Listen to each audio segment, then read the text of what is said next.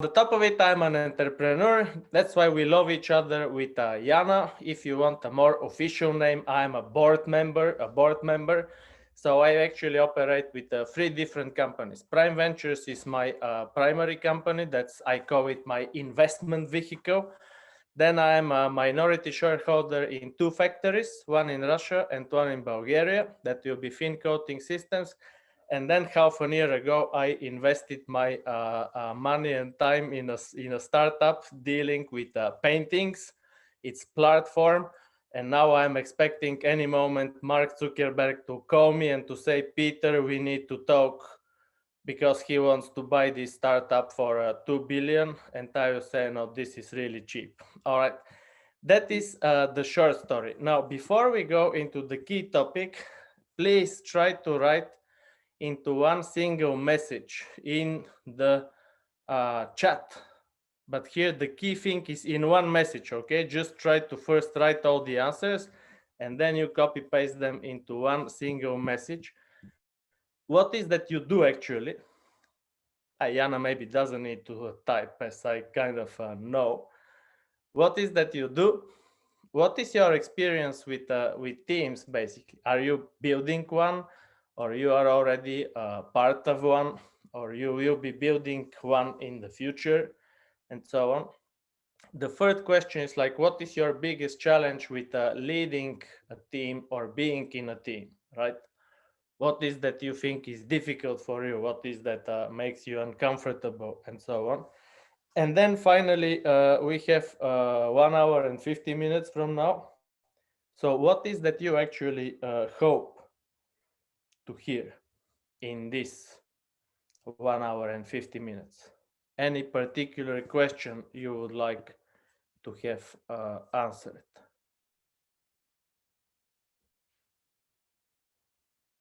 In the meantime, I am amazed with Jorge, who is writing in the chat, what is that you do? Jorge, you're asking me? I kind of spent 10 minutes speaking about that, but I can go again.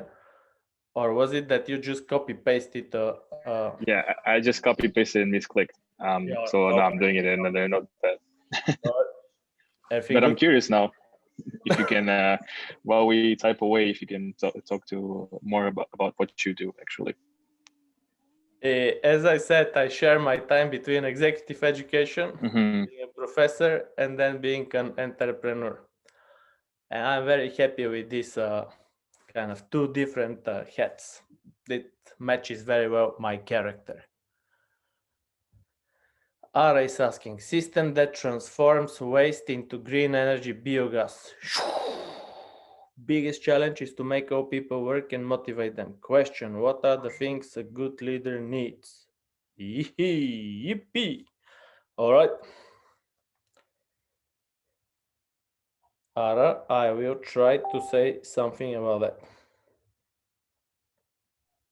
Okay, thank you. Waste into green energy biogas. Ara, while we are waiting for the others, there are plenty of similar systems. How is that different? The biogas works good in warm climates, and everyone that is making biogas, they're only making in climates of 20 to 25 degrees Celsius. And Yeah. our system, we find a thermal insulation system that does not consume any other source of energy like solar panels or anything. And so we can produce biogas in cold weathers of minus 20 degrees Celsius. Yeah, all right. Wow, that's cool. All right, good. Good to know. Olena is writing, Chief Operating Officer in Ender Turing. We create speech analytics software for call centers to eliminate Indian accent from the call centers. So you have somebody speaking with Indian accent in Bangalore, but on the other end, you just hear impeccable English. All right, that's cool. Liga, we are building reputation too. I'm building a team. My biggest challenge is international team. How to better create and manage team. Super cool. Thank you, Liga. What is the reputation too?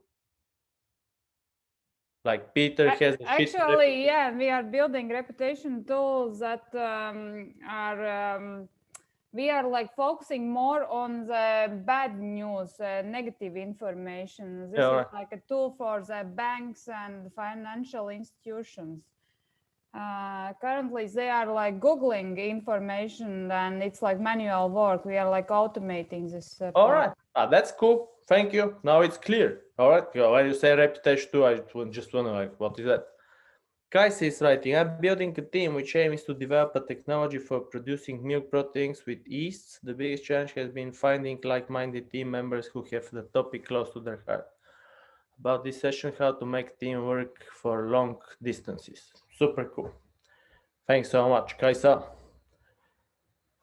Vita, we are building artificial intelligence. I'm trying to impress you. If you are a professor, you are able to know what is AI, artificial intelligence driven AI-driven EP intelligence engine for early-stage drug discovery. I'm leading the team working in remote mode from very beginning. Biggest challenge not to be able to meet team during pandemic. Interested to hear experience from others. Super, thank you, Vita. Max, building a team to develop the future of electric vehicle charging by turning heat into power. Biggest challenge in my career, how to figure out and trust the people that we need. Yeah, all right. Okay. More or less, I have a good picture. Thank you guys. Everybody is doing really exciting stuff here. Huh? If you have money to invest, you don't know where to go. Is it in a reputation vehicle or in a biogas producing? Super cool. Good to know you. Uh, the starting point is like that, but is there an option and can you actually not build a team like that? What is the alternative of not building a team? Let's start with the assumption that, yeah, all right, I don't want to build a team. I want just to build a small business. But if you don't build a team, then basically you have a high chance to get a heart attack because then you have to manage everything by yourself. You need to cover all the troubles and all the pains. And then, of course, nothing good is awaiting you. Or the other drama is that you can just end up as an individual entrepreneur. So you can build a fast food kiosk and maybe be very successful with it, but it still will be a one-man show, a food kiosk basically. And therefore, it is really good to know beforehand that if you want to make it big, that if you want to fly high, generally you need to build a high performing team. This is part of the job. This is part of the assignment. If you want to build a solid business, if you want your startup to raise to the level of ambition that you share and so on. And therefore maybe the most kind of embryonic phase in building high performing teams comes from Henry Ford, who says like that coming together is a beginning, keeping together is a progress, but actually working together is a success. And what is the deeper meaning of this phase? It's like that if you just invite people to your team, that will be the start. And if these people don't immediately start to quarrel with one another and to be in conflict, that is already a progress. But if these people start really sharing and working together, that is when success comes. And there are some quite many common misconceptions about building high performing teams. One of them is that all you need to do is you need to engage in some fun activities like get your team and go play paintball. And then next thing you know, we are a high performing team because we spend time together. Or we played bowling, but I think bowling is so much kind of the 90s. But nevertheless, like that, one misconception is that all it takes is that we need just to hang together and so on. The second one is like that I call it the mistake of the young football club owner, is that you just buy yourself stars. So you get super talented people, you get super brains, and these super brains basically will run the show. So you get stars, and next thing you know, you end up with a star team. But that is also not the case, right? That there are many examples in soccer that you can buy a lot of stars and still they do not really perform together as a team. Or another misconception is that you just enroll to a workshop like that and you hear some eternal wisdom from a professor, and next thing you know, you are able to build a high performing team. And that is most likely also not how it is working. So the first thing to remember is that there is a very big difference between team of stars and the star team. And I have built as a rule in my life that if I see someone whose dream is to be the star of the team, or somebody who is really in a very much kind of driven by ambition to be a star, to be the star, and so on, I am a little bit skeptical if basically this person will make it to my team, all right, to my team, because I rather prefer to work with people who understand that we need to do it together, that it's not about me on central stage with all the lights, with everybody supporting me and so on, that it is about all of us on stage trying to take care of each other and trying to support each other. One of the theories and one of the things that you need to know about team formation is that any team formation actually goes through several distinct phases. No matter how smart you are, or no matter how experienced you are, whatever you do, first you need to check in what phase of development is your team. And these phases, that comes from a theory from Tuckman and Tuckman. They have funny names. They are called like forming, storming, norming, and performing. I personally think first they got the names and then they thought, what do we make out of these names? Because they sound really funny, huh? But the first thing is forming, and forming is where frankly, Liga invites us for the first time. Now we are a brand new team, and we will be developing a reputation too. And then kind of half of us have never heard what a reputation 2 is. Two of us are extremely busy, so we wonder why are we here all together. One of us is actually a fairly inexperienced, so he's shit scared if he will ever make if he will ever meet the expectations and so on. And this is a forming team.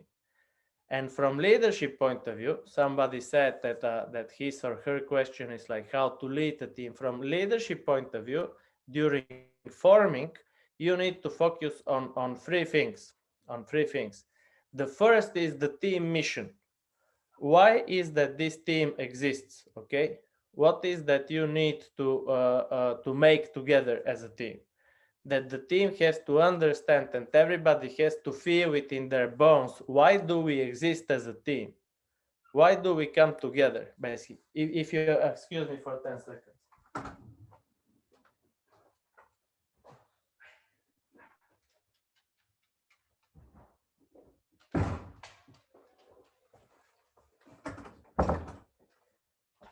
And then the second stage, so the first is like, why do we exist as a team, or the team mission? The second is like, what are the exact roles of each and one of us? So basically, Liga has to address each and one of us and to tell us why are we part of this team? What is that she's expecting to be the contribution of Yanis? And what is that she expects to be the contribution of Peter? And how is that Jorge will contribute to the team, and so on. So if the first is mission, the second is the roles.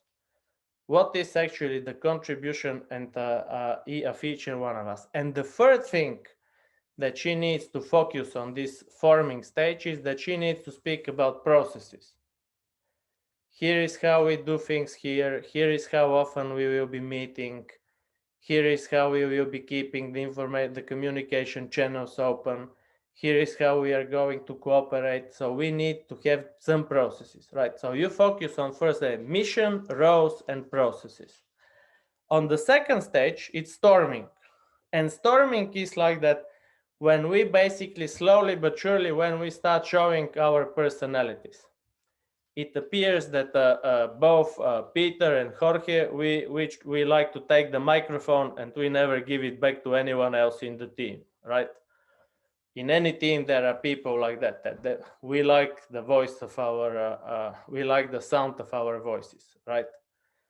There can be a different level of conflict. It can be that Yanis is in the habit of sending emails at 10 in the evening to everybody else in the group, and there are 11 attachments in the email, and then he says like, friends, if you can quickly browse through the attachments and give your opinion by tomorrow morning.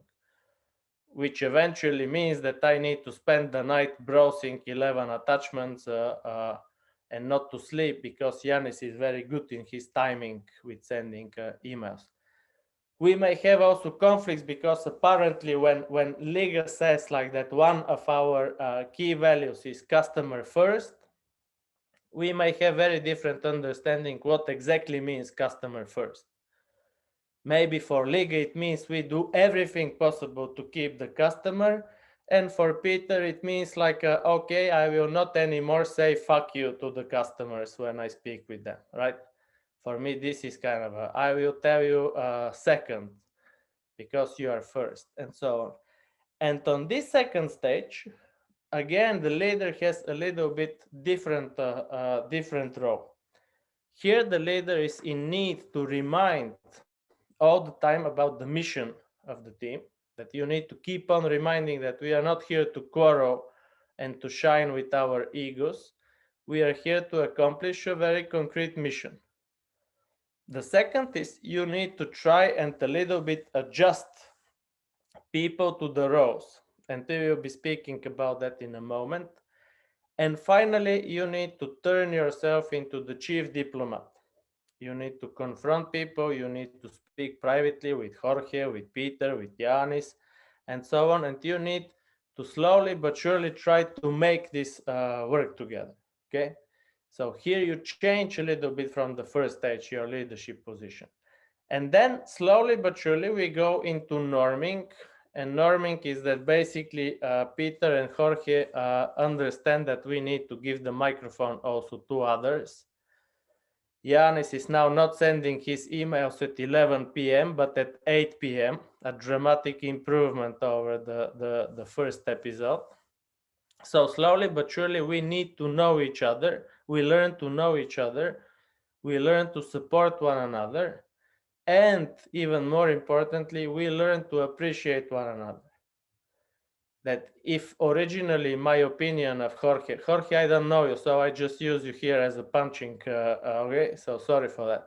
If my original opinion of Jorge was that he is good for nothing, big mouth, now I have upgraded him. I think that he is a big mouth, but he is actually enormously creative, okay? So now I have also a fairly big appreciation of him.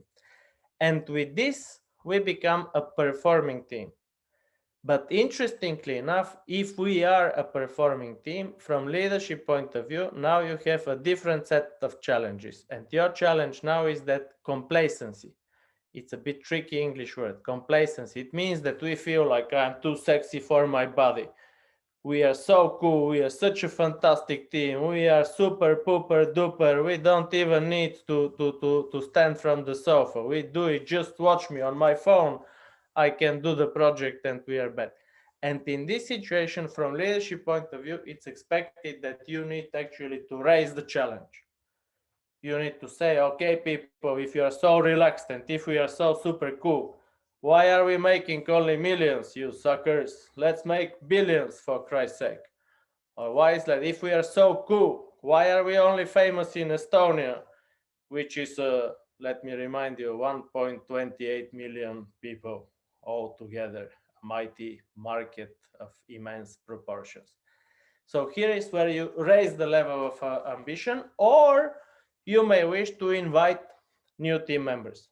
By this stage, you start understanding that, okay, Yanis is maybe too good for this team. Maybe the time has come that he will set up a new team with new challenges. And instead of Yanis, we get someone else on board. All right. So these are the known to us development stages of a team. But then the question is, who is actually in your team? All right. And here science is a little bit more confused. Science is a little bit more confused. I must share with you that I have learned the hard way to be extremely, how should I put it politically correctly? Careful. Yes, let's put it this way. That I have learned the hard way that I need to be very careful whom I invite in such teams. Okay. Because I'm a very impulsive person from Southern Europe. And for instance, like, let's invite Jorge. But why Jorge? Because I like him. He has a great sense of humor. It's always fun to be with Jorge. But then apparently it appears that besides this fantastic sense of humor, Jorge has nothing else. So, he's kind of, you see, you remember that in English they say pretty face is not a job. But that whoever you invite in your team, you need beforehand to know that actually why will this person be in the team? All right, what is the competence that I get out of it? What is the value added that I will get out of it? And I must tell you that I have learned the hard way that you need to speak this in a very brutal way. You don't need to go around and like that. No, you just need to say, Jorge, my man, welcome to the team, but what is expected from you is A, B, C, D, just that you know, okay? Do you think you can deliver that? And if you can't, well, maybe you find some team that kind of needs exactly your set of skills, but it's not this team. So one thing is competencies, but the second thing is characters. Like what characters do we have? And do we really complement one another? And in this business, I think I myself very fond of a British gentleman who is called Raymond Meredith Belbin. But it's like from Agatha Christie novel, Raymond Meredith Belbin. And this chap, he has spent 30 years of his life to investigate our natural roles when we work in a team, okay? When we work in a team.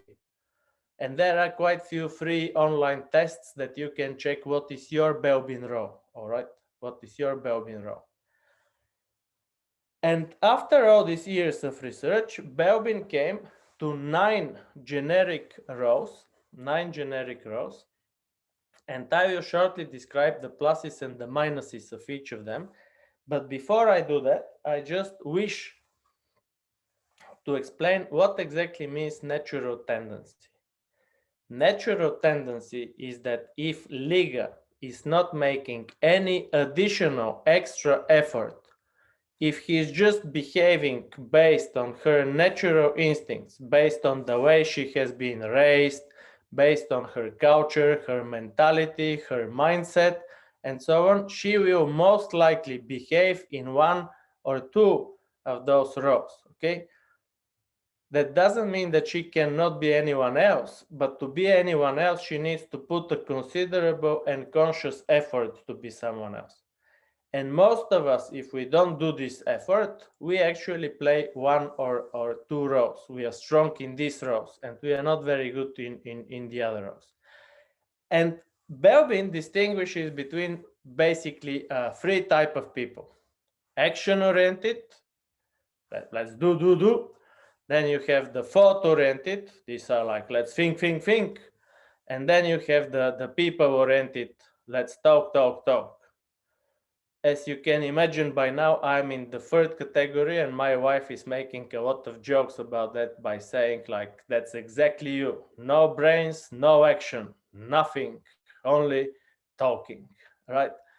So let's start with the action-oriented. The first from the action-oriented is the driver. The driver is, I call it the pit bull of any team. The drivers, if you tell guys like that are drivers, if you tell them let's, and they are already gone, they don't have time to hear let's what, they are already in action. So these are people that for them action is everything. If you tell them let's go in battle, they will never ask what is the battle plan. They, come on, let's go, where is the battle? Just give me the sword. And there is this rule, kind of a sit, plan, act. Drivers, they usually first they act, then they sit from the shock what they have done, and only then somebody tells them maybe we plan a little bit, but they say, well, planning is for suckers. Let's go and do again. Doing is life. So these are the drivers. The second row is completers.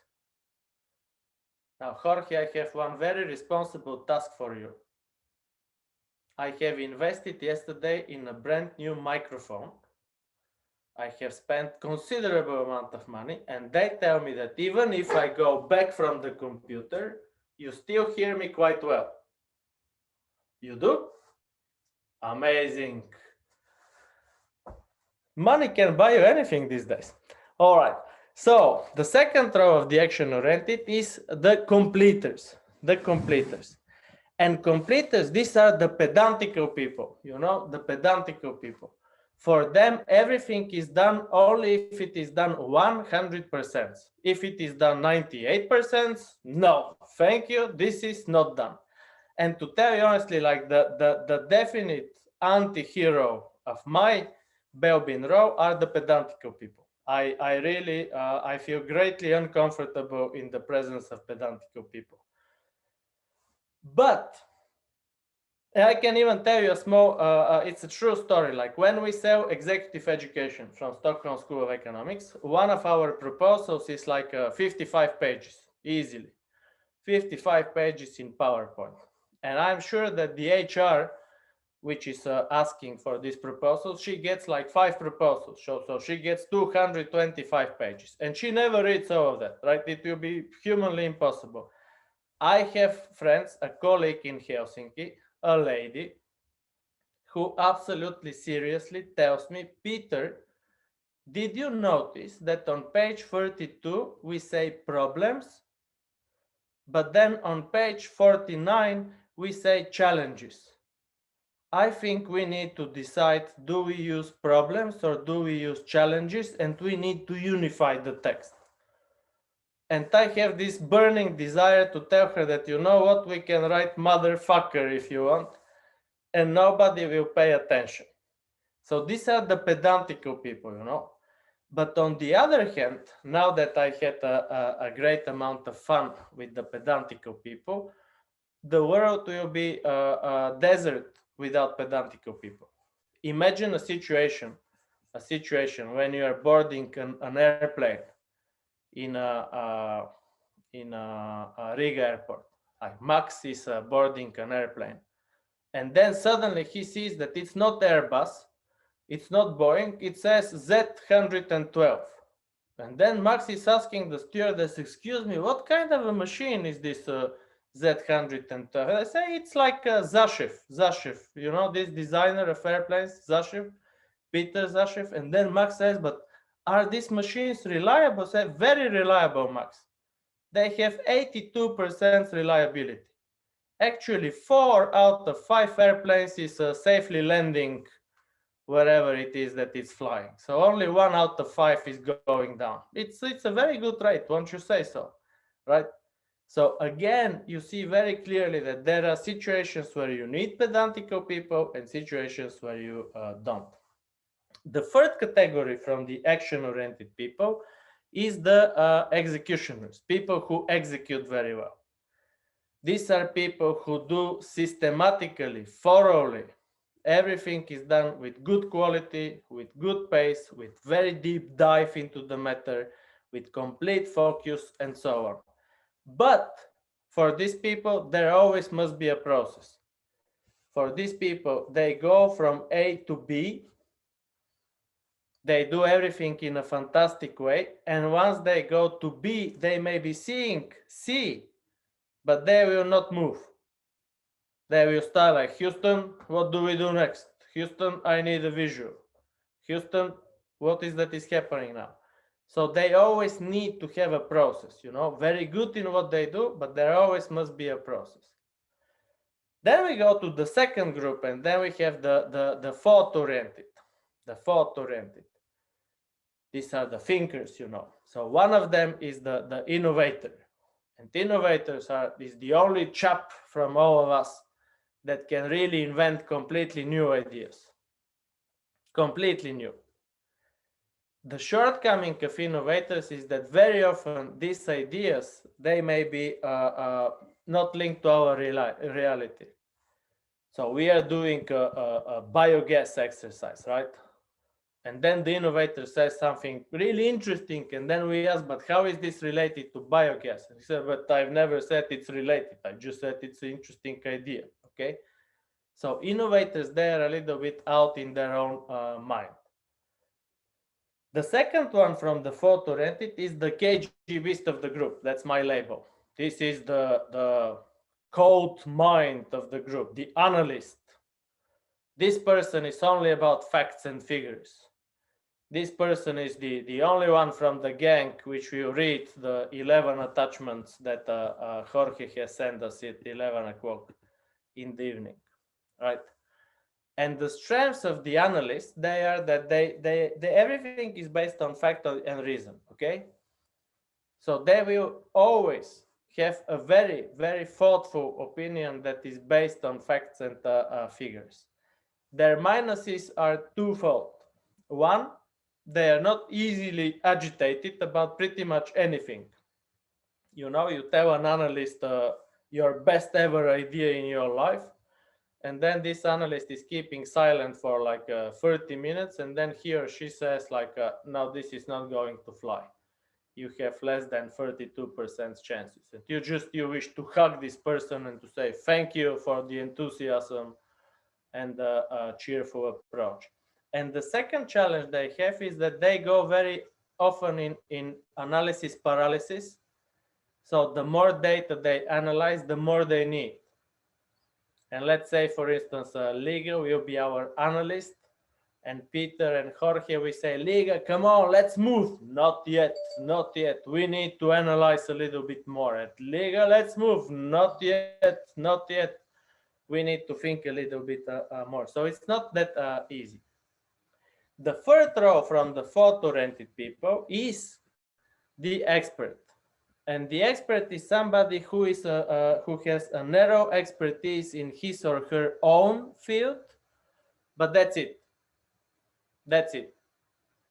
He is not interested in anything outside of his sphere of interest. Like, for instance, if he is in data analytics, and you tell him that, what about paintings?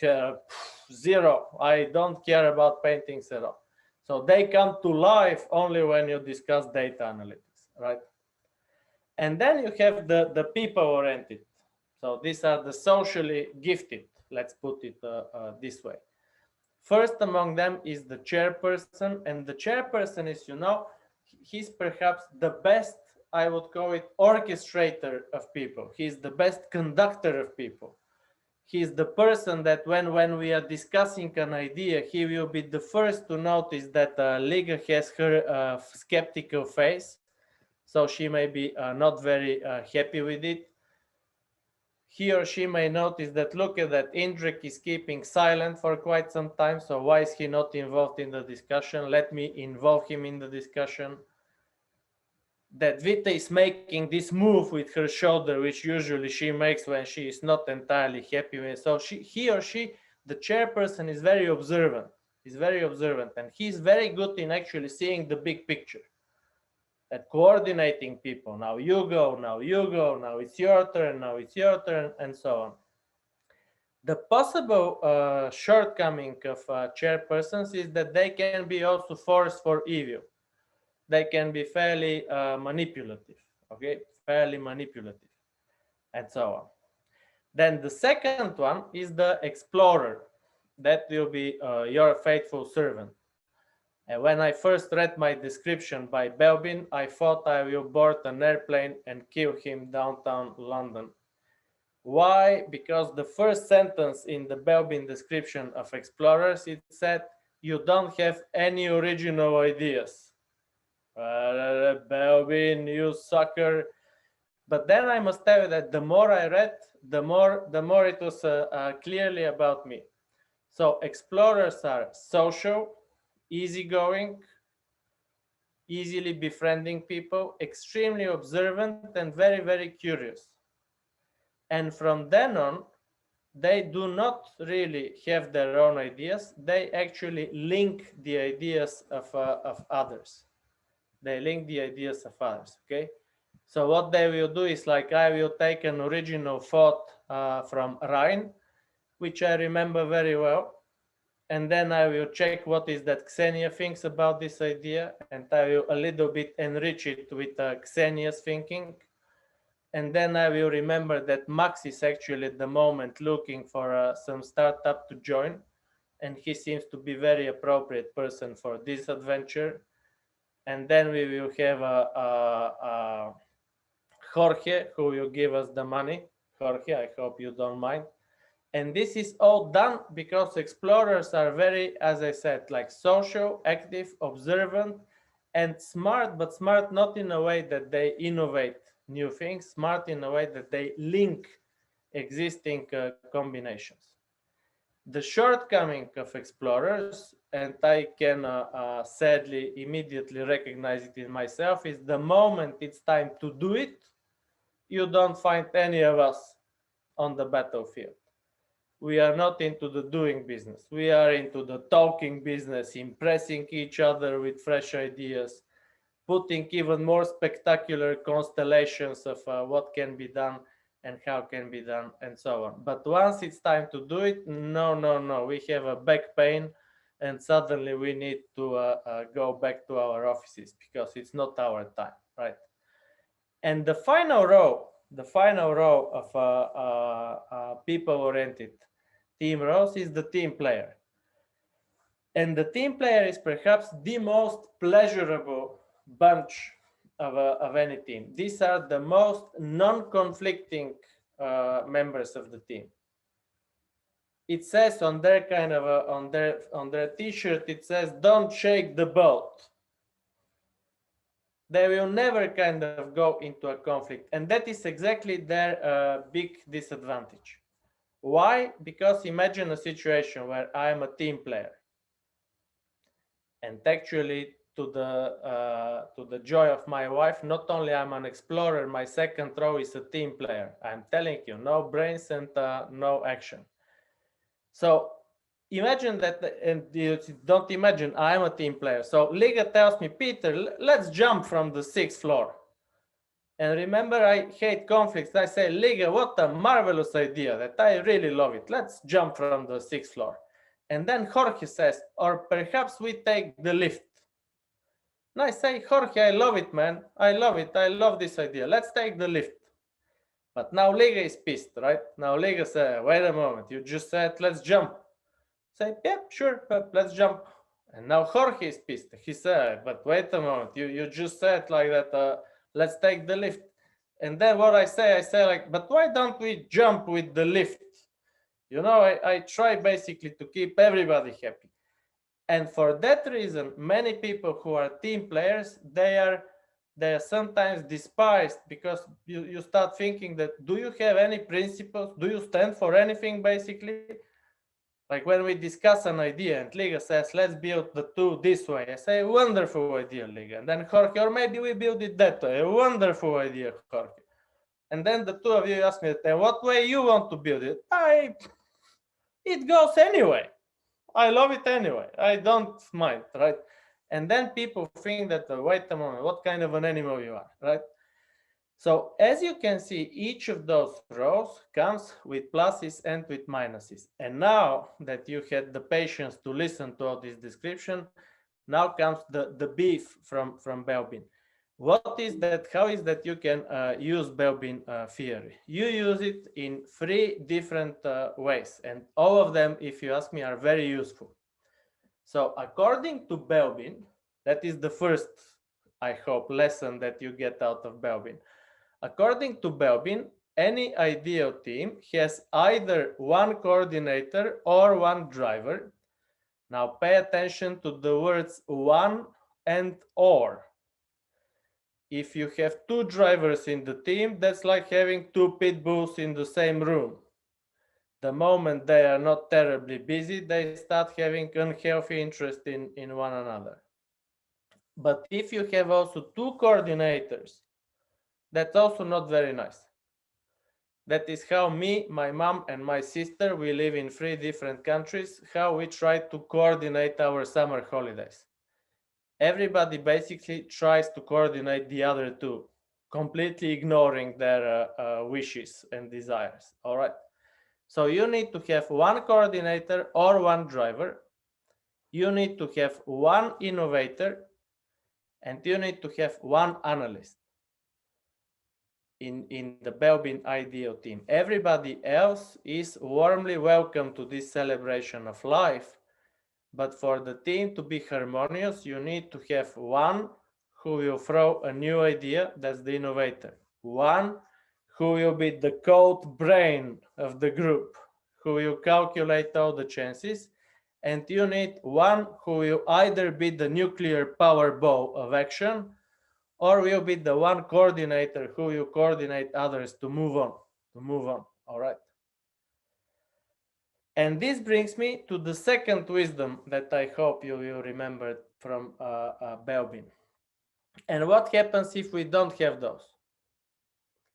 For instance, I can tell you that for many years in my career as an entrepreneur, I had the problem I didn't have any analysts around me. I hate them. They're like a dead scumbria. They never smile. They're always dead serious. You tell them an idea in broad features and they immediately ask you like that. So can you share more details? What more details you need, you sucker? I gave you my best. That's all I have. No, it's not enough. Not enough. We need some facts, right?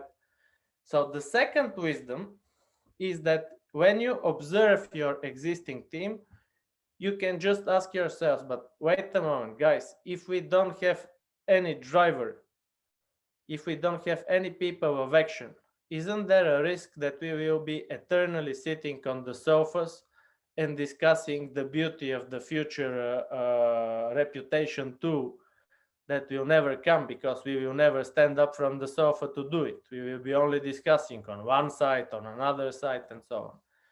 Or if we are only people of action, if we don't have a single innovator, so where is a new idea going to come from? Maybe we then keep open the window, hoping that a new idea will fly in. And finally, if we don't have a single analyst in the group, isn't there a danger that we are acting upon guts? That we will do a minimum viable product, but not because we have actually checked the facts and the figures, because we have a gut feeling. But is a gut feeling good enough to spend 2 years of your life together with your team without an analyst a little bit looking at it? And the third lesson, and for me, in my case, it was perhaps the most important, and I must say, I wished I knew that 10 years earlier of my life, but unfortunately, it didn't happen then. All of us, we have a strong tendency to surround ourselves with people exactly like us. Exactly like us. As I taught you, I am explorer. I love explorers. I love people who have a great sense of humor, who talk, who smile, who are not afraid to present any crazy idea, even if they know that this will never fly, but at least they present it. It's nice, it's fun, it's cool, and so on. And that is the big problem. Analysts mingle with analysts, innovators mingle with innovators, and so on. But everything Belbin suggests and everything we know is that you need to surround yourself by people who complement you. That in my case, I have been suffering for many years, as I told you, by the lack of analysts, because I'm very impulsive.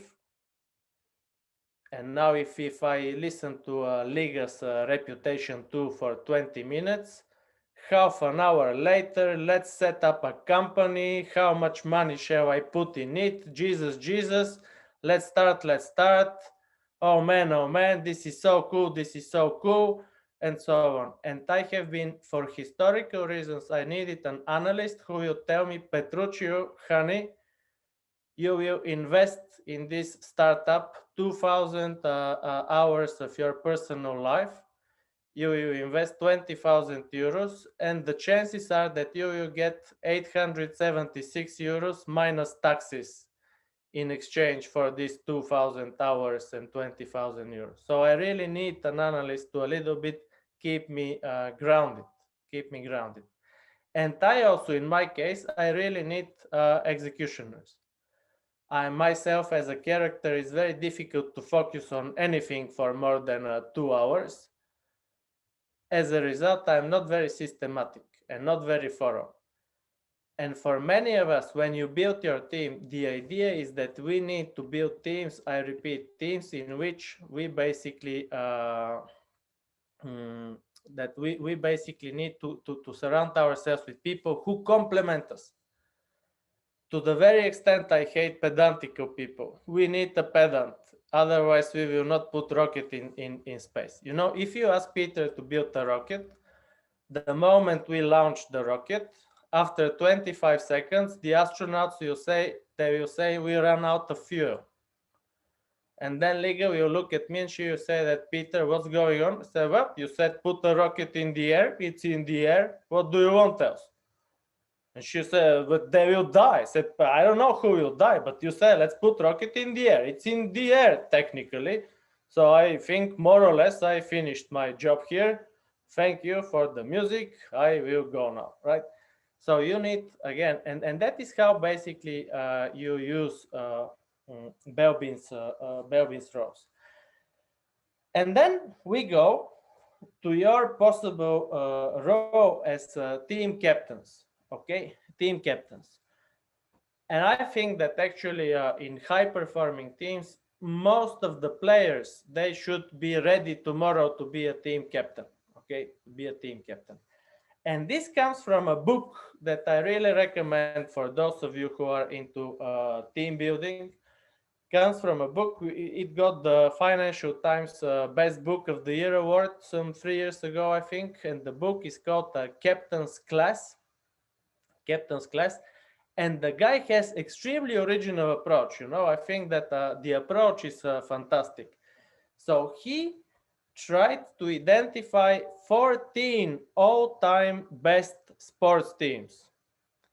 Ever since the humanity started running statistics on sports, he tried to identify the all-time best 14 sport teams.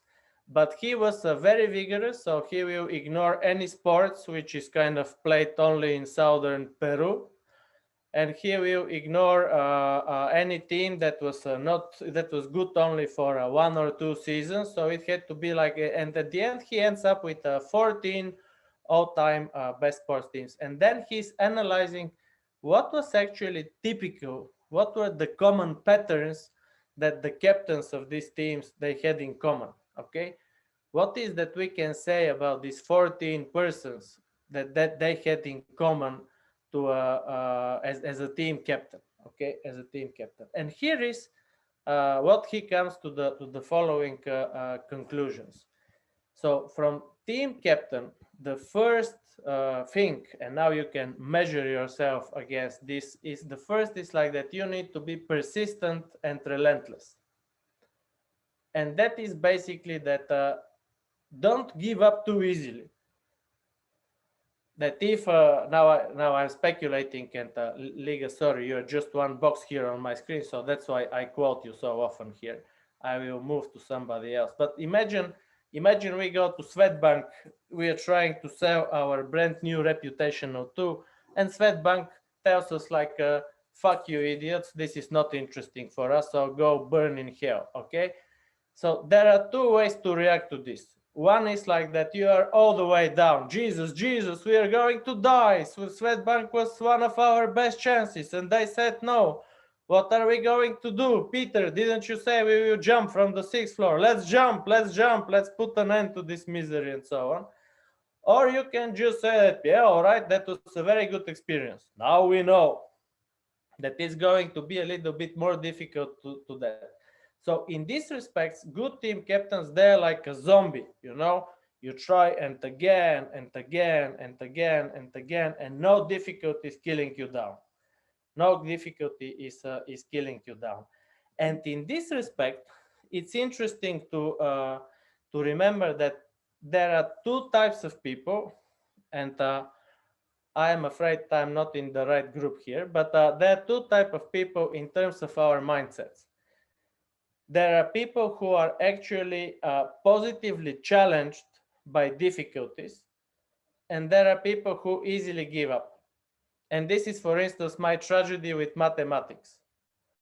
Like the moment I don't understand anything in mathematics, I will immediately give up. Oh, that's not me. Hell, this is so too difficult. I'm not a mathematical type of person. So, arrivederci matematica, I go to play Sony PlayStation because I'm Sony PlayStation type of person, right? But there are people with a growth mindset for whom actually, if Swedbank puts us down, this is just a challenging and arousing opportunity, you know, and this is called the growth mindset. And there was like that, if you have time, you can go in the internet and read that there are kids, and that I'm watching since I read this theory with a great amazement at my kids. There are kids who, just like me, easily give up. If something is difficult, that's not me, sorry, where do I get the chocolate to a little bit cheer up? And there are kids who are actually, wait a moment, that's really interesting, let's do it again. I just want to see how it is working. You know, this is the growth mindset.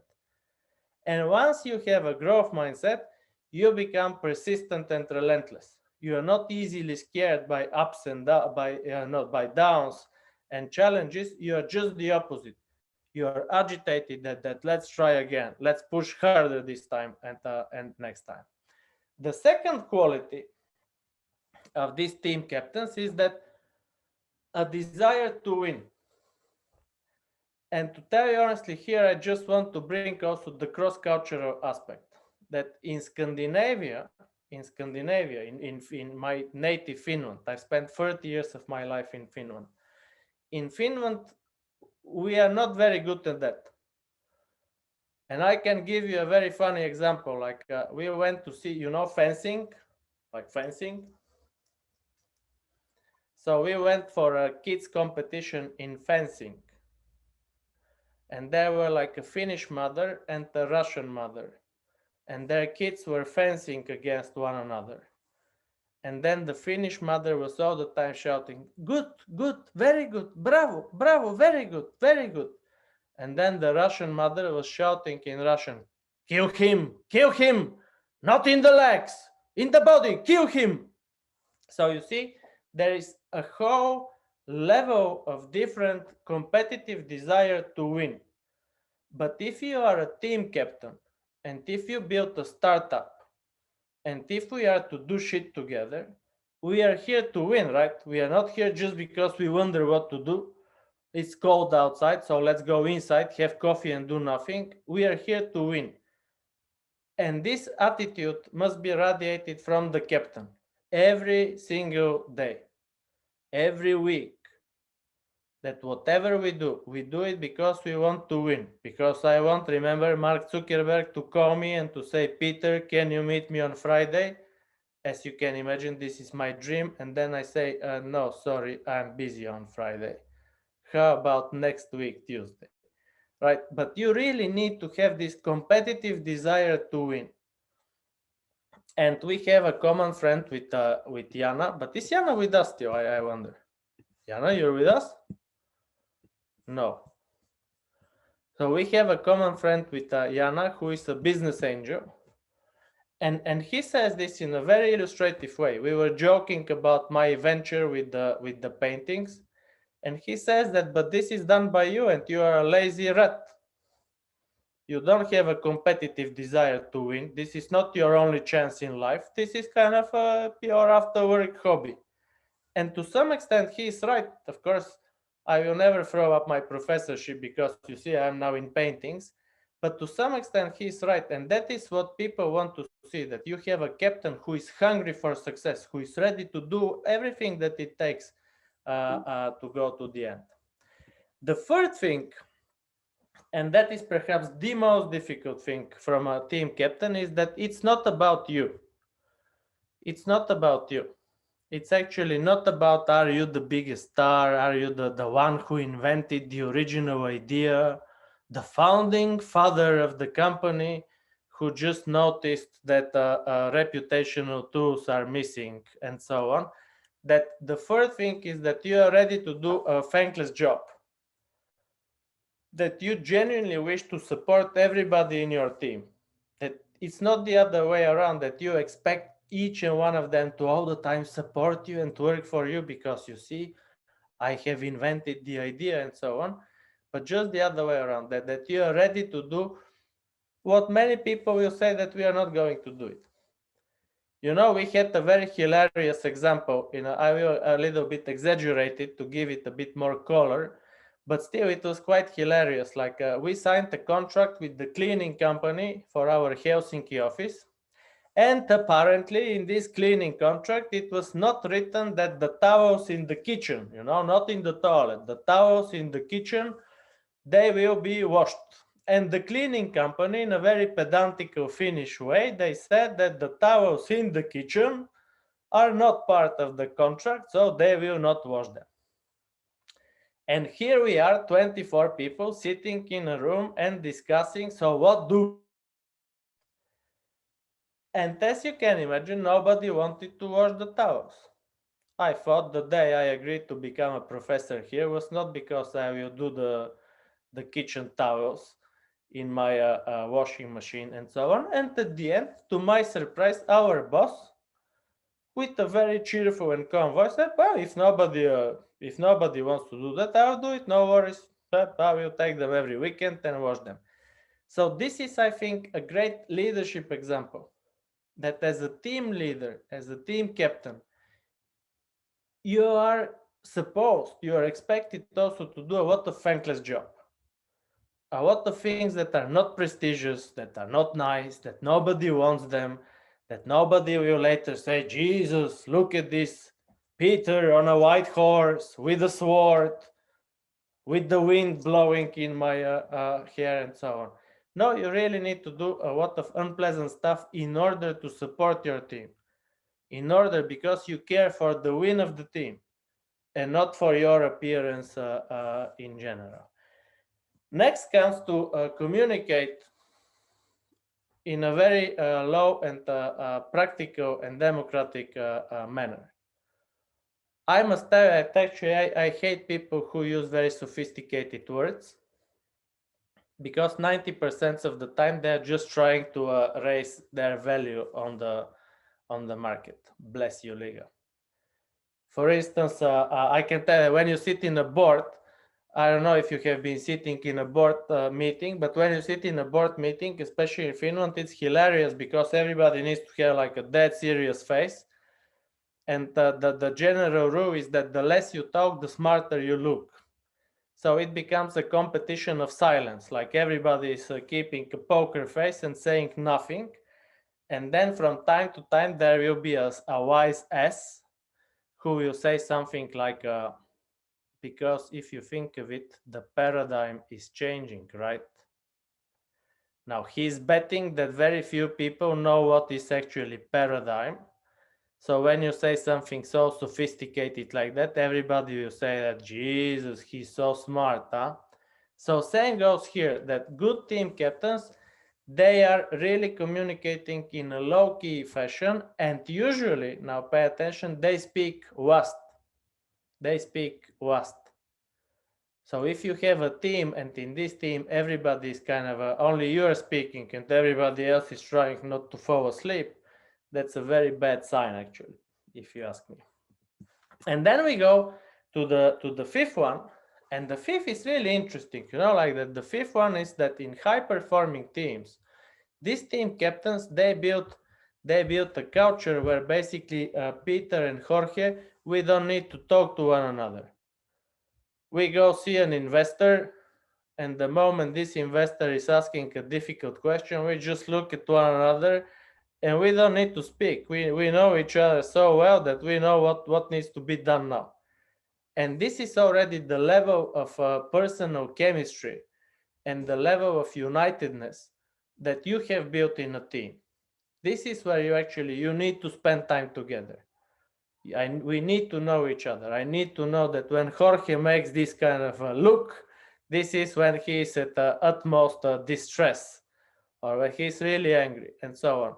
And that was also typical for these captains, that they will build a system in which the team actually can communicate together and motivate one another without too much talking to one another, just by non-verbal displays of working together.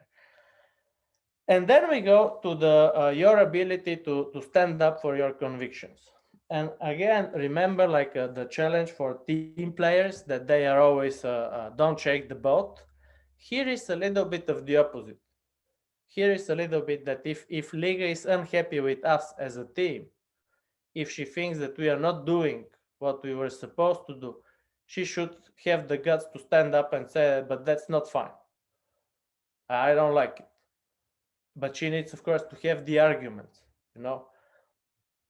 that if, for instance, me and Jorge, we sold our business to investors, and now these investors are behaving in a way as if they think that they own us, we need to stand up for what we believe in. We need to say, wait a moment, that's not good, that you kill the business, that you kill your investment, our idea, our baby, and so on.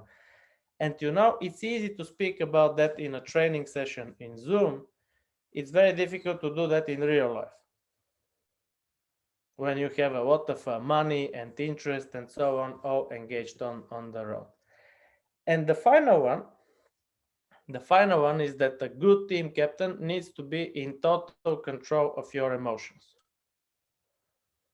which technically means that you always need to keep your cool, just like Kimi Raikkonen does, the ultimate symbol of Finnish coolness.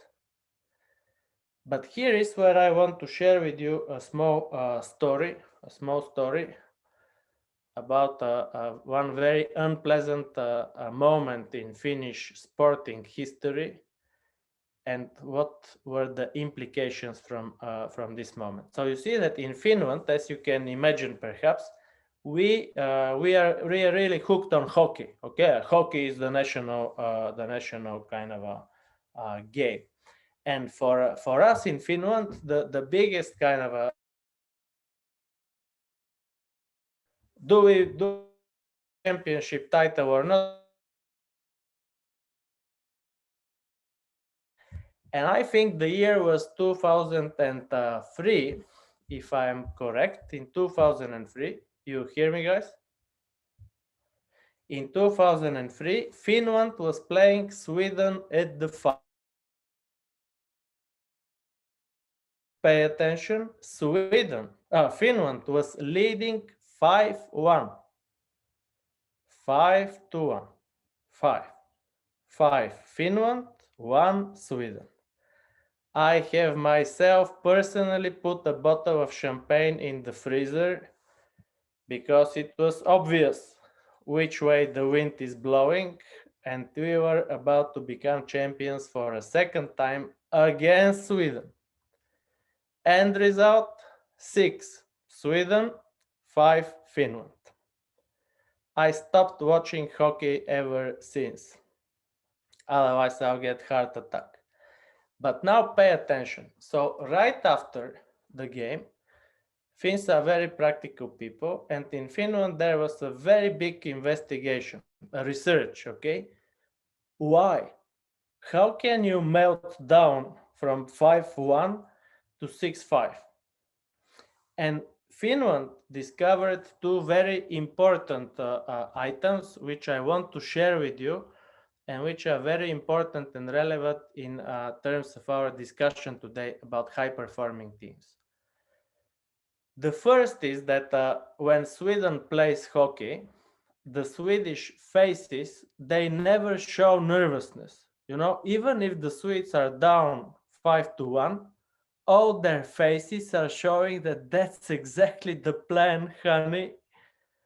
Our coach told us that's the plan. First, you go down 5-1 to Finland, and when they least expect it, you just grab them by the balls. And when the Finns were growingly and nervously looking at the Swedes, that come on, you're down 5-1. Just show some signs of nervousness. Nothing. This Swedish face is showing, but that's the plan. How we planned it, right? And that starts playing to you. You start losing your internal balance. And the second thing that Finland learned on the way is in how very different way we raise our children in Finland and in Sweden. Remember, the year is 2003, so that was 17 years ago. So what was the difference? In Sweden, when a young boy, like say the 11-year-old Magnus, shoots at the goal in a hockey training session, and he's 3 meters to the right of the door of the goal. His coach or his father is shouting, pay attention. Splendid, Magnus, splendid. Next time, a little bit to the left, a little bit to the left, but otherwise, fantastic shot, such a strength. Very good, Magnus. In Finland, at that time, if the 11 years old Pekka will shoot 3 meters to the right of the door, his father or the coach will shout, fuck it, Pekka, again, you loser. How many times I told you that you need to shoot to the left? And when these people will meet 10 years later on the finals, when it is time to shoot at the door, in Magnus' head, he still hears like, fantastic shot, brother, fantastic shot, just a little bit to the left. And in Pekka's mind, you have this voice that you blow it, you always blow it, you sucker. You know that you will not do it, right? And this is like, welcome to the world of team captains. We are supposed to cherish and to develop the strong sides of our team players, and not to time and again remind them of their shortcomings, of their disadvantages, of their minuses. If I tell every single day, Jorge, 5 times a day, how much you disappoint me, Jorge, if you only know how much you disappoint me, brother, it's a very rare chance that he will every day come even more motivated that, Jesus, I so much love to come and see Peter. And then he sees Peter and say, good morning, Jorge. You disappoint me, brother. You disappoint me big time this time, and so on. So this is like that the team captain needs to keep your composure and to develop people by having a full control of your emotions. That's very, very important thing to remember. And then we go to two important theories about team performance. One comes from Patrick Lencioni. I really recommend that you watch a video with Patrick, And he speaks, and he's quite a guru and this and that. So he has written a book, The 5 Dysfunctions of a Team. And he speaks of the things that you need to eliminate if you want to have a high performing team. So not what you need to develop, but what you need to eliminate. And the first thing from those is the absence of trust. Or simply that I don't trust you guys. And if I don't trust you, half my brain is working in a survival mode. I need to keep up appearance. I need to say all the good things and this and that. Why? Because I don't trust you. Where there is no trust, there is no open dialogue. So the first thing that you need to work on is trust. Trust, okay? The second is fear of conflict. And Lencioni says that highly successful teams are teams where we can openly clash, but openly clash not personalities, ideas. Liga says, I think we should have a separate whatever upgrade for social media monitoring. I say, no, this should be part of the main product. Ta-da! We have two different ideas which way to go. Now, in not very well performing teams, we are afraid to clash with one another. And if you ask me here, I also find a cross-cultural difference. In Scandinavia, we are afraid to clash because in Scandinavia, we have a high tendency to put everything under the carpet. I have been very often with big companies in Finland, in Sweden, and when they speak about the project, they say this will never work out because Tommy and Mikko, they don't work together very well. They don't like each other. So, okay, for how long they don't like each other? For 11 years. Right, so for 11 years, Tommy and Mikko have a conflict, but they will never kind of sit together and talk it over. They prefer to pretend that it doesn't exist, even though everybody else in the organization knows that it does. In Eastern Europe, and I know very well that Latvia and Estonia, they hate to be called Eastern Europe. it's actually hilarious. Nobody wants to be called Eastern Europe. You know, Bulgaria, it's Southern Europe. If you say in Bulgaria, if you say like Eastern Europe, that come on, that's not us. It's like Southern Europe. If you go in Albania, which is actually the most west of all, they are the only country which are fine with Eastern Europe.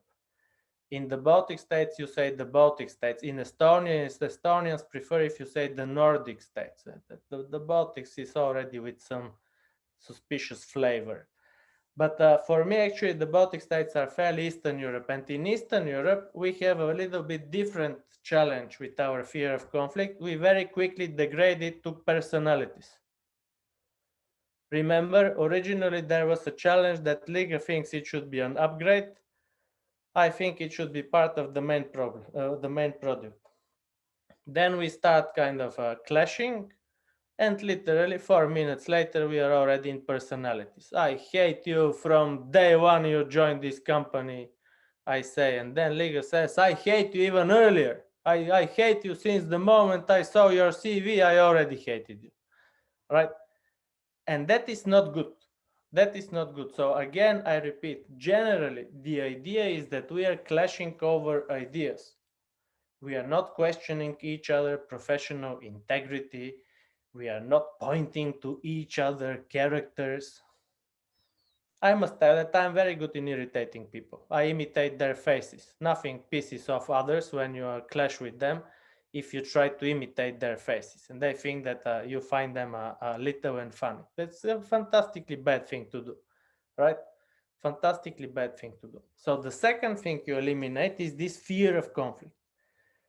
The third one is lack of commitment.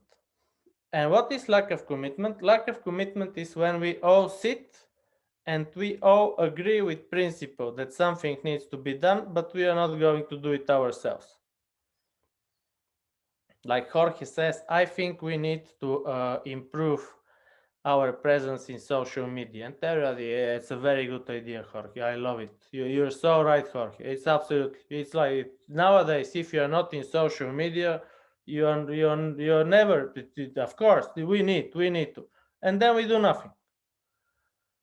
And that happens all over the place. You know, like in principle, we agree. Fantastic idea. Bravo, Jorge. I agree completely. But I will not do anything.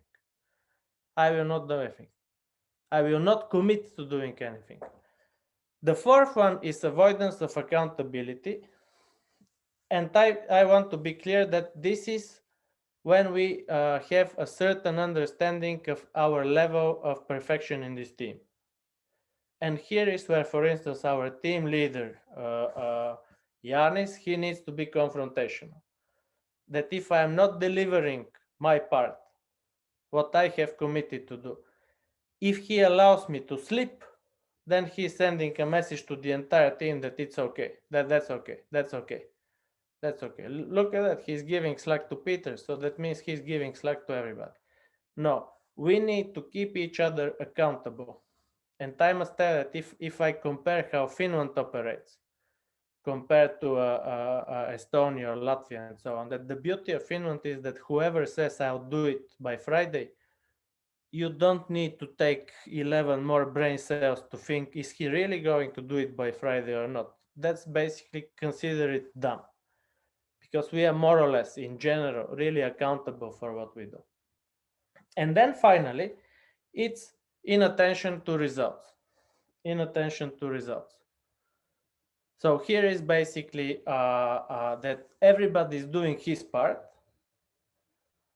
but our joint result is not there.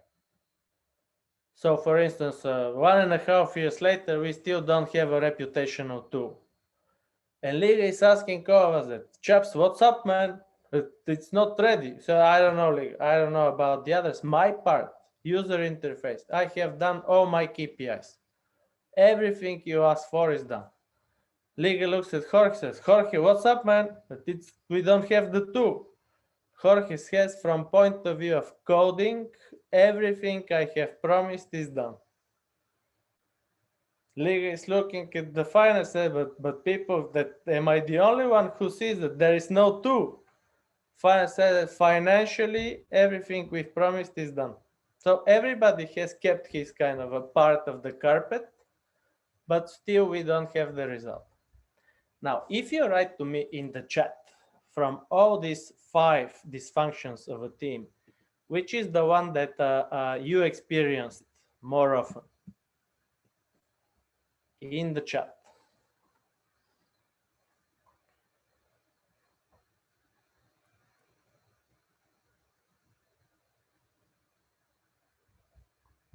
RSS, lack of commitment.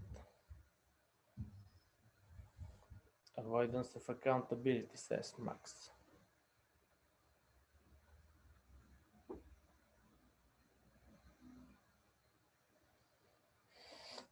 Carolina, lack of commitment. Jesus, we only talk, we only talk.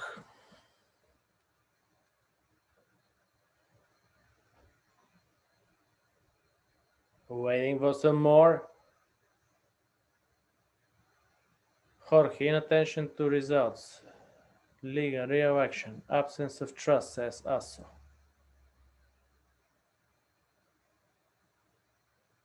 Yeah, all right. Yeah, all right. Commitment, Indrek. Natalia, lack of commitment. Geez, so what kind of a teams you have? Like, nobody commits. Everybody only talks and talks and talks. Let's do something. Not today and not tomorrow. Inattention to results, says Katia. Now, very quickly through those. Lack of commitment. Basically, the time comes like that. Talking is over. Now let's see who is going to do what, right? And this is where you have a fantastic instrument. I must tell you, this is giving me the highest return of invested time to read. It's called the Gantt chart. I don't know how many of you, but a Gantt chart is anyone who is doing project management. You must know the Gantt chart, right? So when we write the Gantt chart, that when the moment that let's assume a situation, Peter, Liga, and Jorge, we have this discussion that we need to be more active in social media, right? More active in social media. Here is the moment where one of us needs to say that, all right, good. I'm happy to hear that we are all on the same page. We must do something about it. So what do we do? What do we do? And then you end up with a Gantt chart. How many, please raise your hands in this elegant way that Jorge is doing it on with Zoom? Like, how many of you know the Gantt chart? I will write it.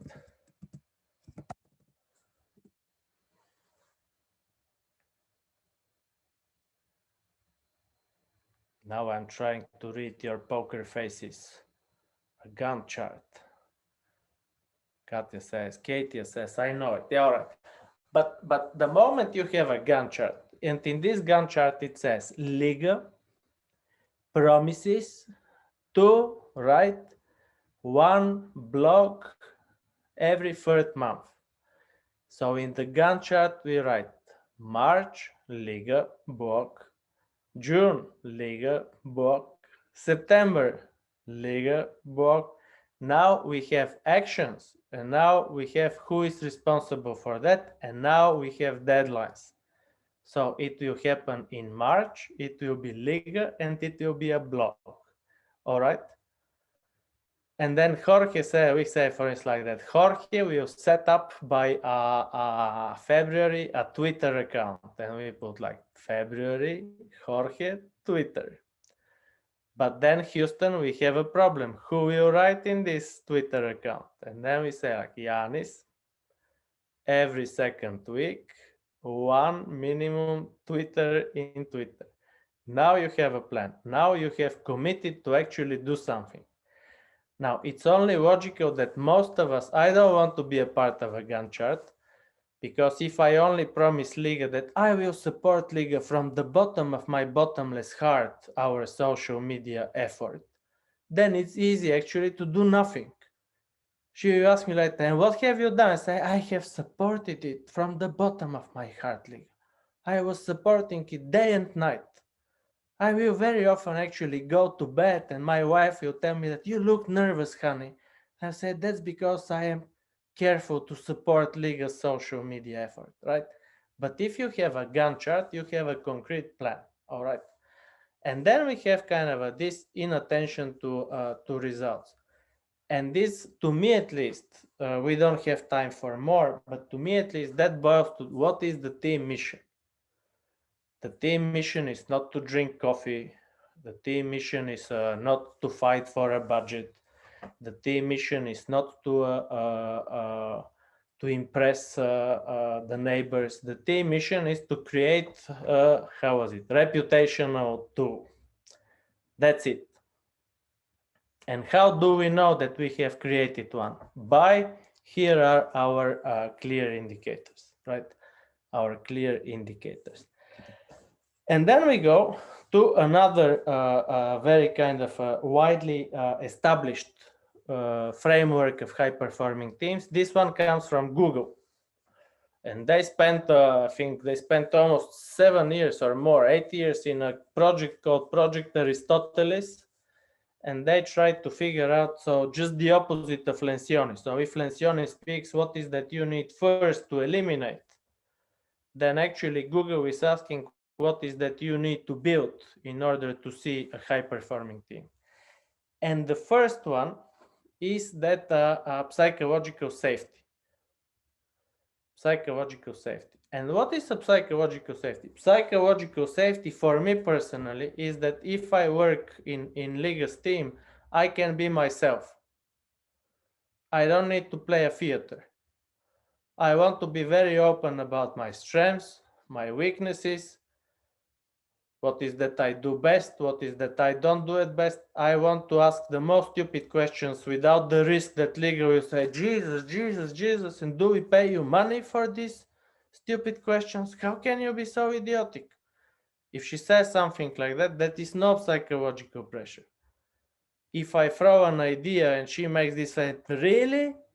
That's not psychological pressure. She's actually harassing me psychologically. And we live in this modern world. You can't really build a team based on fear. Russians are trying hard, but not that they're succeeding very well. Why? Because we live in a world where you need people to be creative. I cannot be creative if half my brain is paralyzed by fear, how the team accepts me or doesn't accept me, or do they like me, do they love me? And what if they know that I'm not very pedantic? Or Jesus, that will be what an embarrassment. Then I better pretend I am pedantical. But wait a moment, I'm not pedantical. How can I pretend? They will anyway find it, right? No, this is all psychological safety. Psychological safety is also about the opportunity to make a mistake without being instantly killed by Jorge, right? I work for Jorge and I've done a mistake, and Jorge says like that, here is a pistol with one bullet, Peter. You know what to do. So kill you, obviously, right? So this is of psychological safety, and that is utterly important. And this is actually a very big hit in the big companies nowadays, that you need to build this psychological safety. The second, and utterly important, if you ask me, is structure and clarity. Structure and clarity. And structure and clarity deals with the mere fact that, do I know what is expected exactly from me? Do I know that in order to develop reputation or tool, here is where we start, here is where we end, here is what we need to accomplish, here are the rows, here is your part, Peter, here is where you start and here is where you end, here is how that you're connected to others, here are your KPIs, and so on. So this is structure and clarity. And the general idea of structure and clarity is that I know, actually, I know how this is going, right? And if I don't know how this is going, I end up in a situation like, and that is happening in quite many less organized companies, that if I don't know what is going, then I'm looking in the eyes of my boss, right? Then, for instance, if Natalia is my boss, every morning I'm looking at Natalia and thinking that, am I performing okay or I'm not performing okay? And if Natalia is in a bad mood, she's kind of looking at me in a bad mood, and I'm the whole day very nervous. I think that what the hell is going on? And then I go to my wife, which is also called Natalia, and I say, Natalia, I think I'll be fired. Why? Because Natalia is looking at me with some strange eyes in the work, right? But in a good performing teams, I don't have to care in what mood is Natalia, because I know what I'm fighting for. I know where is my position, what is expected from me, what are my KPIs, and so on. But if I don't, then of course we cannot be a good team, because I don't know actually what is my part, right? And then we go to the third one, and that is dependability. Are we professional enough so that we can depend on one another? And I want to tell you a short story like that. The joy and pleasure of working for Hanken SSC in Finland is that we are really professional. At least that's what I think. And few years back, I went to India with a group of Nordic managers and an extremely challenging HR woman who is in charge of this training. And then usually we go a professor, and then you have a program manager, which is actually the person that is doing everything important. I just need to look smart there, and so on. But in this particular case, the program manager, she said that she doesn't want to go to India. She finds it too far away, too dangerous, too this, too that. And she asked me like that, Peter, can you go alone? But you know, I am walking disaster in terms of organization. I'm walking disaster downtown Helsinki. So I imagined myself downtown Delhi with a very challenging HR on my back, asking me questions that I never knew anyway. And now also Michaela is not there to help me. And I told her that, Michaela, there is no problem for you not to go, but just promise me that any second of any minute I can find you in WhatsApp, and no matter is it day or night, I can just ask you, like if Nina was the HR name, if Nina asked me something. And Michaela said yes, and she completely delivered. She completely delivered, you know. And when you have people in your team that you really can depend on them, that they will do everything to the best possible standard, it's a pure joy to work together. You don't reach this instantly, you know. You don't reach this instantly, but it's a pure joy. And then you go to meaning and impact. How is my work exactly contributing to the final piece of excellence of our reputational tool? And what is that we will do better for customers, for employees, for the society, basically for anyone, right? These are the 5 characteristics of high-performing teams by Google. And then they will not be Google if they didn't invent something very, very interestingly. They have put all kind of gears on all their people during their team meetings and so on, just to check out, like, is there a magic word, like that every meeting you start and you say something boomba boomba, and that is what distinguishes high-performing teams. And they've noticed that the only significant correlation between certain type of behavior and high-performing teams is that in high-performing teams, people speak roughly equal amount of time. So if we are 6 people and Liga invites us for a meeting, so we are 7 of us. If we have 60 minutes for a meeting, we will be speaking roughly 8 minutes each, right? And I think that if you close your eyes and if you imagine your last team meeting, you will discover that that's not exactly the case. Usually Peter and Jorge take the microphone, speak most of the time. Yanis is keeping silent all the time because he doesn't know what to say, or just because he can't take the microphone because of Peter and Jorge. And Liga, who is supposed to chair this meeting, she's just letting it happen.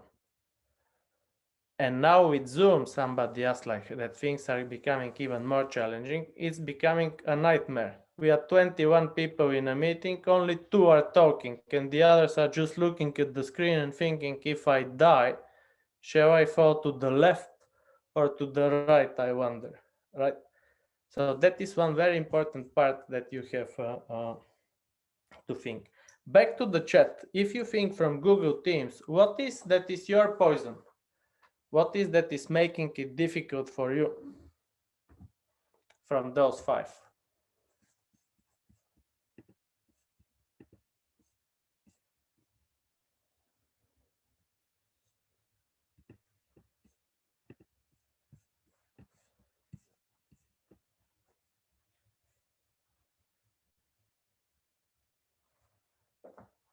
Max says psychological safety. Feeling not safe, taking risks. Structure and clarity says Ara, dependability.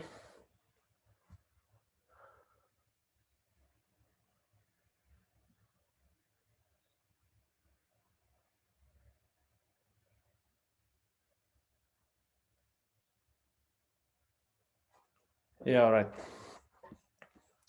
You know, we have like, I think 3 answers so far speaking about psychological safety. And that is also my very subjective, okay? So I now want to challenge you a little bit. It's late evening. I want to challenge you a little bit. That's my very subjective understanding and opinion of Baltic business culture. Here, pretty much everything is about appearances. You need to appear very dead solid, very serious, very organized, very efficient, very efficient, and very fast and efficient, and very serious. Serious, fast, and efficient. I wonder, first fast and then serious, or first serious and then fast, but very efficient and very serious. And anyone who is not kind of a, because we are people, we all kind of try to watch each other. And when you don't join the path, you look different. And when you look different, that's not good. Huh? And the more we look at each other, we are all very tough and very serious and tough and very efficient.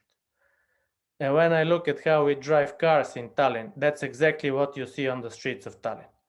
Everybody is extremely efficient, very efficient.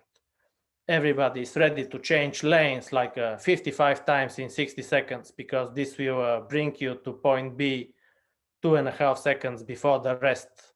And then you're a winner. You're efficient and serious and efficient. It's same actually in Riga if I look how people are driving cars. And therefore, I think that for many people working actually in such environment, it cannot be necessarily nice and psychologically safe, because you play a theater. After all, it's not who you are. It's not what you appreciate. It's in a way a theater. And in this theater of efficiency and seriousness and so on, another layer comes on the top of it, that mistakes are not tolerated. Oh, you do a mistake, and then we still have it obviously in our genes that they will chop your left hand and send you to Siberia at least, because you've done a mistake. That's terrible. You're a disgrace. You're even not driving fast on the streets of Tallinn. What kind of a person you are? So this is all about psychological safety, if you ask me. And then I'm looking at my watch. We go to an instrument that we have developed with colleagues from my university, but this instrument is like you need to pay for it. So Belbin Rose, you can do your test and profiling free of charge in the internet. But when and if you have a team that you really want to invest a little bit into developing this team, we have developed an online assessment tool that basically helps you understand where are you in your journey towards a high-performing team. So we call it the HPT index, and the maximum score is 400. So if you have 400, you're like a dream team. And then it's broken into actually 4 parts. 2 of them are in we as a team, and 2 of them are me as a team member. And in we as a team, we have the first one is like a culture and spirit. And here is like that: do we have the spirit, the culture? Do we have the atmosphere? Do we belong together? Do we have a mission, a vision, and so on? But then it's not enough. So we also have the organization and effectiveness. We may have with Jorge a great culture. We love each other. We have fun. We have the utmost psychological safety you can imagine. But a small challenge, we don't do anything. We just come every day and in a great psychological comfort, enjoy coffee, hug each other, crack jokes together, and then happily do nothing for the rest of the day. So these are the two parts like that. We as a team, do we really have the culture and the spirit, but do we also have the organization and the effectiveness? And then we have two items in the me part. The one of them is personal fit. So how well do I actually fit in this team? Because maybe the team is great, just that it's an all Estonian team. Everybody is dead serious, never smiling, and very efficient, very serious and very efficient, and never smiling. And everything is good for everybody in the team, but not for me. But the general rule is that if you have even one team member who is not happy, then it's not a high performing team. Then you have one person in the team who is actually alien to this celebration of life. And the second part is like a growth area where actually people can recommend you what can you do better. Your teammates can frankly say that, Peter, honey, your time management sucks big time. So we really hope and wish that you will get better in terms of your time management. All right. And then we go to the final part, and then I will open the floor for questions and answers. What is that is my idea? And somebody said kind of that I want to know more about what it takes to be a team leader. So here is my selection. I think that any leadership development starts with a self-reflection, with your own ability to look yourself in the mirror and to tell yourself, here is what I'm good at, and here is where I think I suck big time, and this is what I really want to develop in myself, and this is the people that will complement me as a leader, and so on. So, but everything starts because you have this ability to self-analyze yourself and to self-reflect. Okay. Then the second thing is that I really love people who are curious, but curious not only about reputational tools, that are basically curious about what's happening in the world. New technologies, new ideas, mega trends. And I must tell you that I see a lot of people who in their mind are very provincial. But provincial is not about capital city against the rest of the city. Provincial is that Finland is very provincial country, where everybody like that. There are very few Finns that know actually that Latvia is after Estonia. See that most of them, they know that Estonia is to the south, and not everybody, they know that it's either Lithuania or Latvia that comes next, but they're not sure which one. And that just shows the level of curiosity and the level of limitations. And the same goes for Estonia and for Latvia, that if we want to go global from day one, but let's go global. And when you say our mission is to conquer the Estonian market, but is Estonia really big enough to be inspiring level of ambition and so on? So in this respect, I think that modern leaders, they really need to be passionately curious about what is happening in the world. What can I copy? What should I avoid? What has been already tested but didn't work, and why, and so on. But this all takes curiosity. Next comes dynamic doers. And in dynamic doers, I mean the positive bite, the energy, the smile. And our topic today is high performing teams. I have a course in positive leadership where most of the time I crack stupid jokes about Riga airport. I think Riga airport is one of the most non-smiling places on Mother Earth. Every time you land in Riga airport, you just wish to say, is everything okay? Did a nuclear power plant explode, or there was a mass killing downtown Riga, or what's happening here? No, everything is normal. Just another day in Latvia. That's how we look normally, right? But here, actually, from good team leaders, you need positive vibe. You need people who do with energy, with passion, with enthusiasm, and without much negativity towards other team members, towards challenges, towards difficulties, and so on. Remember, we spoke about relentless and persistence. And the fourth one is that, and I think that this was my biggest mistake, and this is what I actually see in quite many young leaders like you guys, that I think that a successful modern leader, you need to be a little bit like Jesus. And what does it mean to be a little bit like Jesus? It means like that Jesus loves you all. And we are very picky. And when I was younger, I was also very picky. That I don't like Max because of his funny headphones. He looks like from a space station control center. And I don't like Carolina because she keeps a very serious face all the time, very serious face. I don't like her.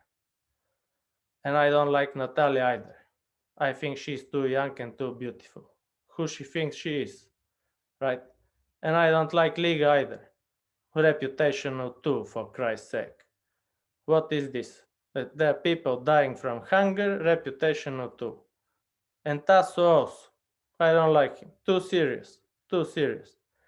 And I think that a good leader is somebody who is focusing on people's strengths and constantly praising people. Because what we forget is like when Liga time and again tells me like, Peter, you bastard, you again done it 96% and not 100. But I know it, Liga. I know that that's who I am.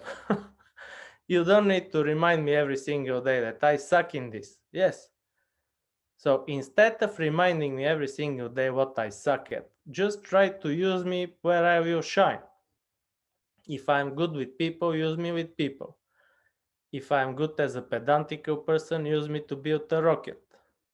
And constantly praise me and find the good things in me. Stimulate me to be better, help me to be better. But that means that we need to love people. And I think in Eastern Europe, we are not there yet. Yes, in the Baltic states, which are a very separate part from Eastern Europe, we are not there yet.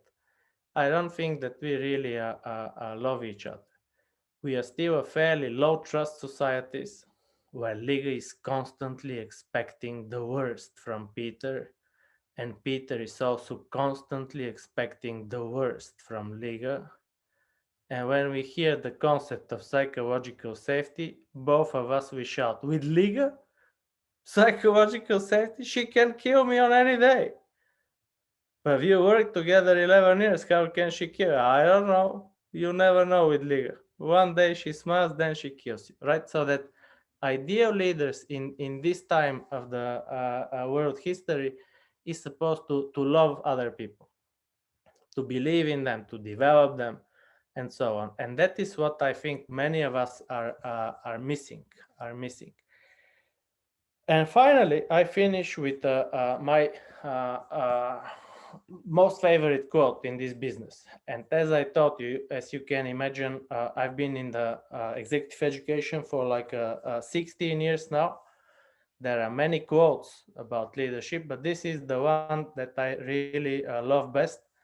And I usually keep it for the end. Leadership and leading a team is not about you on a white horse with a sword or a flag and the limelight focused on you. Leadership is basically about others. So if you manage to inspire others, if Liga, just like Martin Luther King tackles a speech, I have a dream that every bank from here to Washington will be using our reputational tool. If you help others to if you inspire them to dream, And you know that you're still young, and I hope you're closer to dreaming. By the time you reach my age, I'm about 50 soon, then you stop dreaming, then it's all about kind of the harsh reality of making yourself through Tallinn traffic jam and so on. But it is about making others dream, making them learn, making them do more, and making them the best version of themselves. And then people will adore you, they will love you, they will thank you, they will trust you. But because they see that you have good intentions, and you have these good intentions, not because you wait that they will pay you back, not because if they don't pay you back, you will send me an email and you will tell me like, Peter, bastard, I have been loving them and adoring them for 2 months now, and they don't pay me back with the same. No, you will just do it because it gives you joy. And then I think you are really on the winning side, right? You are really on the winning